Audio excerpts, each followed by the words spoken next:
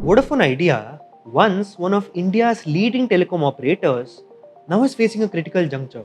The Supreme Court of India recently rejected Vodafone Idea's plea seeking relief from its enormous adjusted gross revenue or AGR dues. And this development has sent ripples across the telecom sector and has left investors and customers wondering. So, what does the future hold for Vodafone Idea? Today, we take a closer look at why, what, and how of this complex situation and what it means for Vodafone Idea's survival in the highly competitive Indian telecom market. So, first, let's understand the core issue, the AGR dues. AGR refers to the revenue that the telecom operators earn.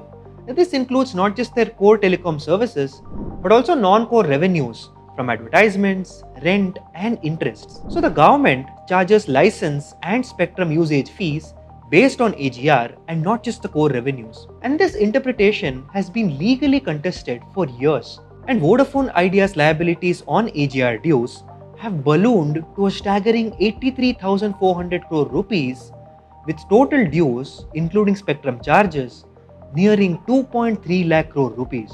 And the company recently sought a waiver of over 45,000 crores, which mainly covers penalties and interest, and the company hoped for relief that could ease its financial burden. However, the Supreme Court ruled against Vodafone Idea's plea, refusing to grant any waiver or relief.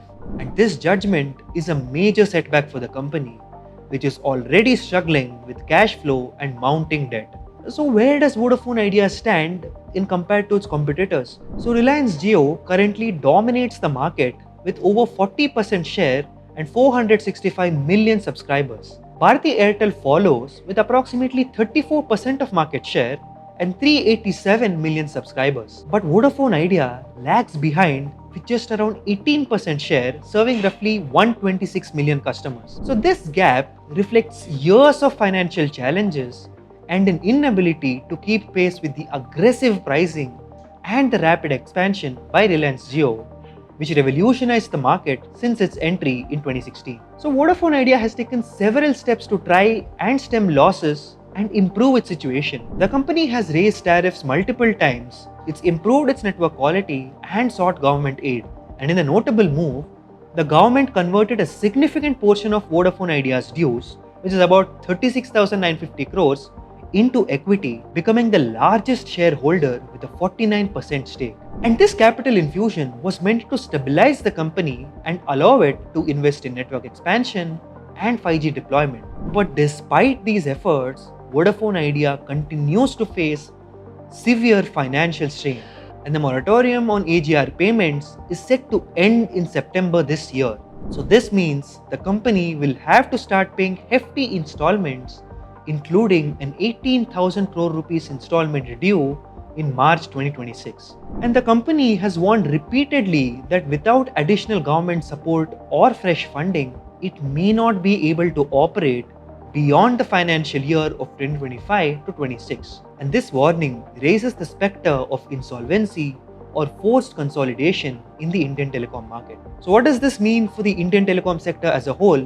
Because consolidation has long been expected and Vodafone Idea's financial troubles may accelerate this process. And the market currently operates as an oligopoly with three main players, which is Reliance Jio, Bharti Airtel, and Vodafone Idea. While Jio and Airtel has continued to invest heavily in network expansion and 5G rollouts, Vodafone Idea on the other hand has struggled to keep pace. And this competitive imbalance threatens consumer choice and could impact pricing dynamics in the future. Several analysts in the industry suggest possible futures for Vodafone Idea. Number one is government intervention, wherein the government may step in with additional financial support or policy relief to help the company stay afloat, mainly recognizing the importance of competition in the telecom space. Then comes strategic partnerships or mergers. Look, the company could also seek mergers with other players or strategic investors to survive and continue to scale.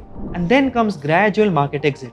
If no sort of support materializes, the company might gradually exit the market with its assets and subscribers absorbed by competitors. So Vodafone Idea's story is a stark reminder of the challenges in India's telecom industry where fierce competition, regulatory hurdles, and massive capital expenditure collide. So, will the company manage to turn the tide, or are we witnessing the beginning of the end for one of India's oldest telecom brands? Let us know what you think and what you see as Vodafone Idea's future. Can it survive and thrive, or is consolidation inevitable? Drop your thoughts in the comments below. This was Front Page by AIM, and always remember, think AI, think AIM.